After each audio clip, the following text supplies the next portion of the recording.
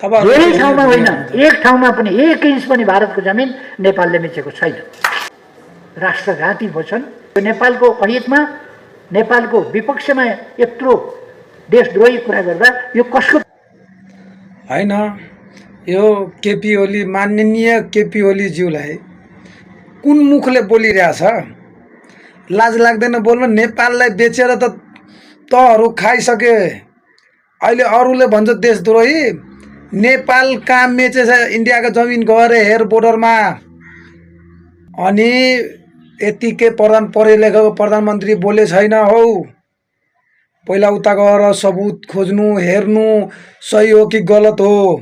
नेपाली जनता इन्डियाको भूमिमा बसिरहेछ कि छैन?